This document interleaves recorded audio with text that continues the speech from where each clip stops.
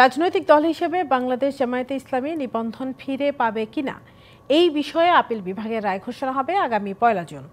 রায়ে জামায়াতে ইসলামী নিবন্ধন ফিরে পাবে বলে আশা প্রকাশ করেছেন দলটির আইনজীবী শিশির মনির। তিনি জানান, জামায়াতের নিবন্ধন বাতিলের মাধ্যমে বিচার বিভাগকে রাজনীতিকরণ করা হয়েছিল। নির্বাচন কমিশন যেন দাঁড়িপাল্লা প্রতীক ফিরিয়ে দেয়, এই বিষয়ে আপিল বিভাগ রায়ে পর্যবেক্ষণ দিবে বলে আশা প্রকাশ করেন আইনজীবী। জামায়াতে ইসলামের নিবন্ধন অবৈধ ঘোষণা করে হাইকোর্টের দেওয়া রায়ের বিরুদ্ধে করা আপিলের শুনানি শেষে বুধবার প্রধান বিচারপতি সৈয়দ রেফাত আহমেদের নেতৃত্বাধীন ৪ সদস্যের আপিল বিভাগ রায় ঘোষণার জন্য ১ জুন দিন ধার্য করেন। জামায়াতে ইসলামীকে দেওয়া নিবন্ধন অবৈধ ঘোষণা করে ২০১৩ সালের ১ আগস্ট রায় দেয় হাইকোর্ট। এই রায় স্থগিত চেয়ে করা আবেদন খারিজ করে দেন আপিল বিভাগের তখনকার চেম্বার বিচারপতি AHM শামসুদ্দিন চৌধুরী।